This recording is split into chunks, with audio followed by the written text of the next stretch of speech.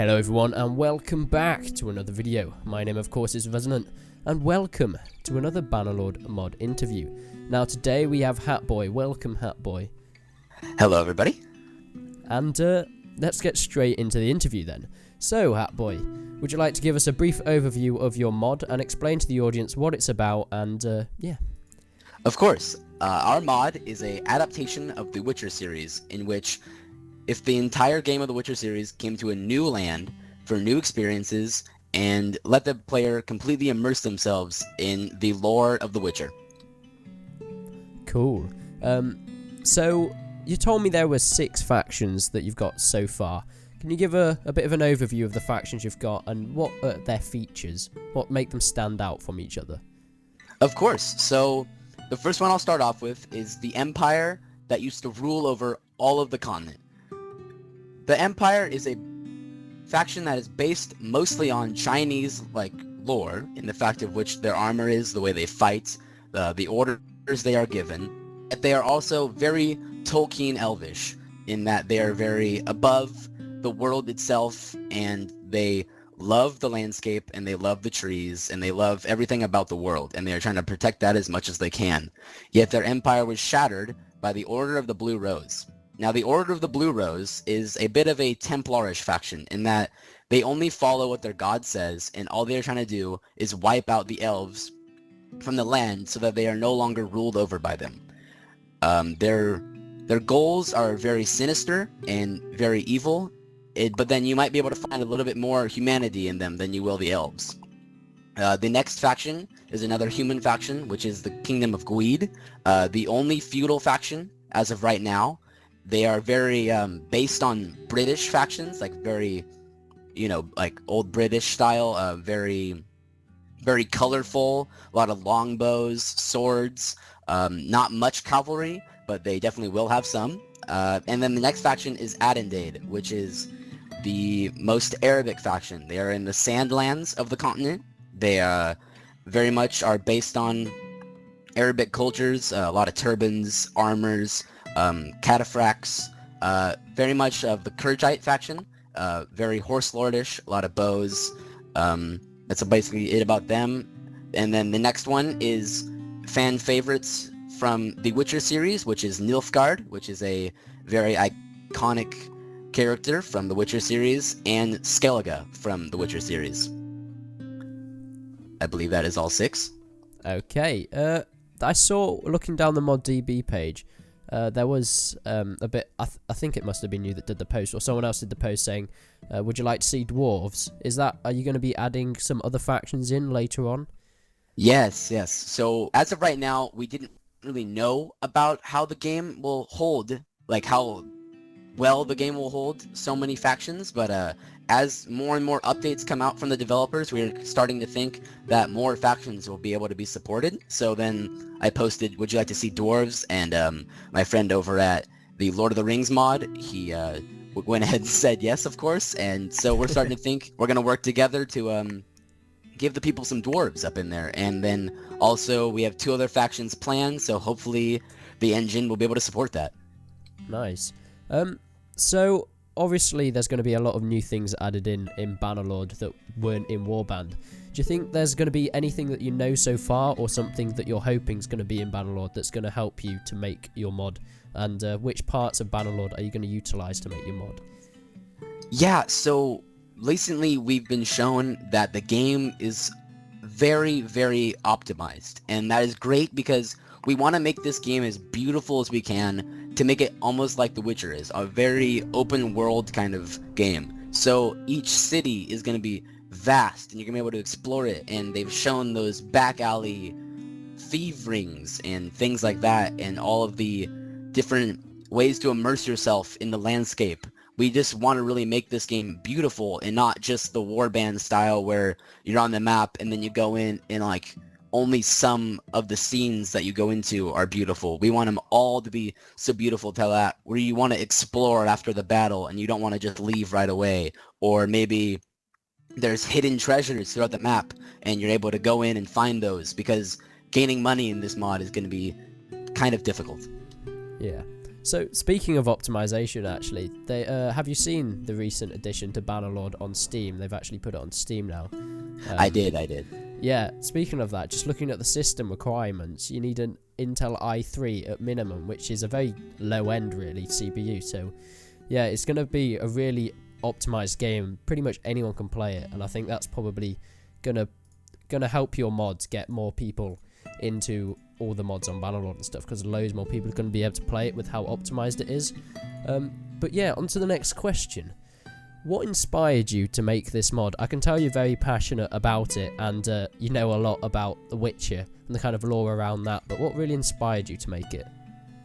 I've played almost every Mount and Blade mod there is. I just love hopping from mod to mod and seeing everything about it, and I've never seen one that was based on The Witcher before.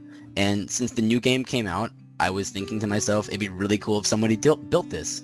And then I went on the ModDB Bannerlord page, and I saw that they were doing another Lord of the Rings, the really cool 1000 BC mod, and another Rome mod. So I was thinking to myself, why don't I just go ahead and try to do a Witcher mod? So I got a team together of a lot of artists, and now we're just working ahead to make something that the community will love.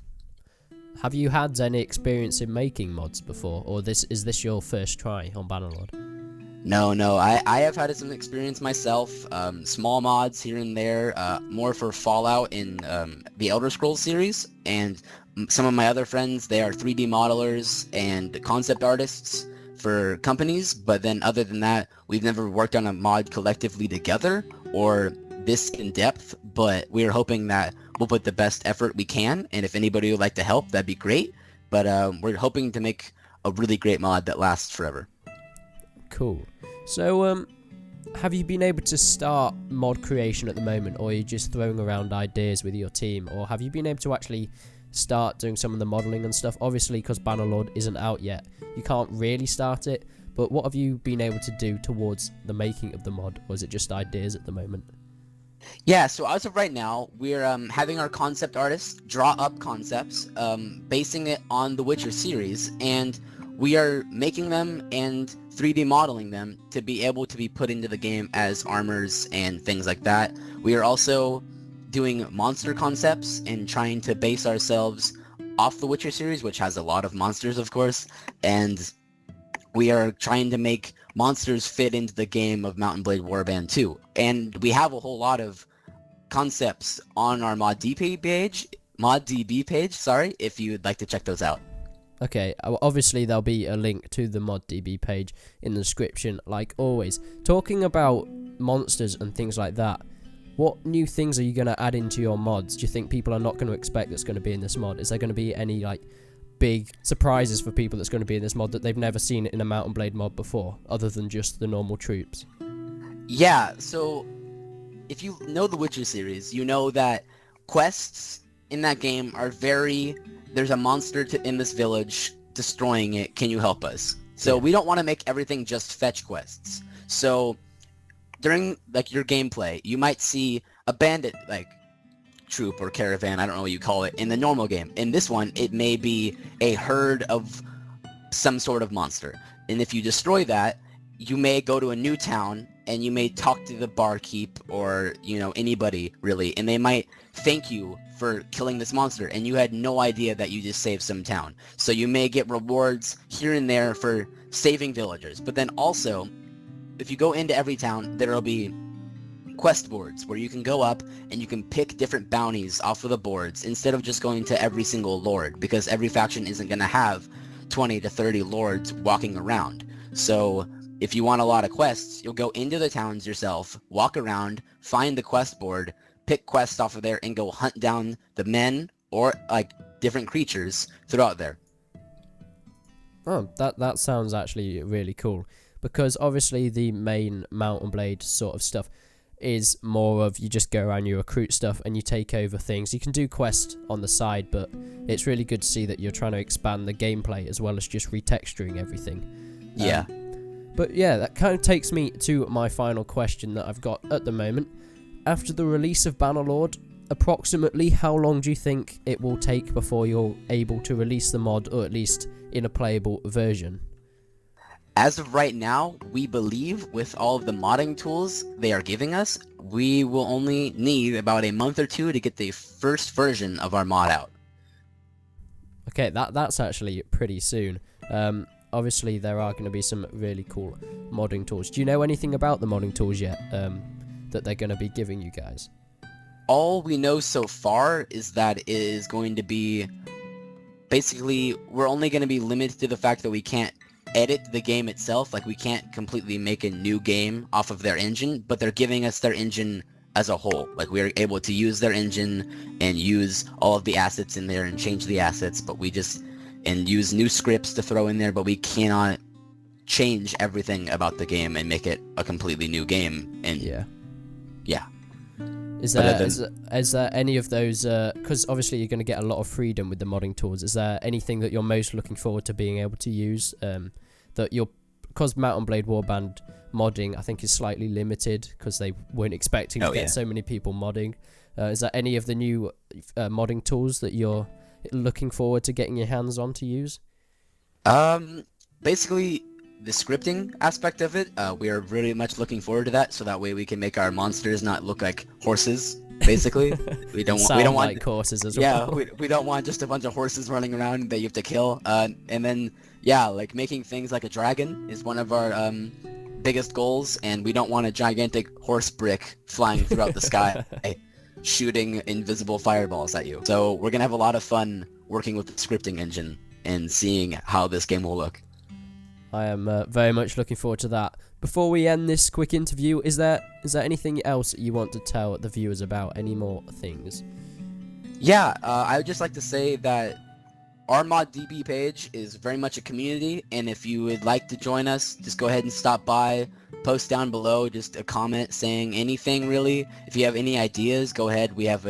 We're going to go ahead and start up a new idea forum that you can go ahead and post anything you like on there, and we're open to anything. We'll never say no, and nothing is ever a bad idea. Right, of course, if you guys want to go and check out the ModDB page and leave your suggestions as well, there will be a link in the description as always to the page. But apart from that, that's about it for the interview. I hope you guys enjoyed that. If you did, remember to leave a like. You know what to do if you didn't. But remember to go and check out the ModDB page, because I am really looking forward to this mod. And you're very passionate about it, which makes me even more excited about it as well. Thank you. But yeah, other than that, if you want to see more interviews on Mount and Blade Bannerlord mods, remember to leave your comments of suggestions. But other than that, subscribe to the channel for more content. But until then, I will see you in the next one.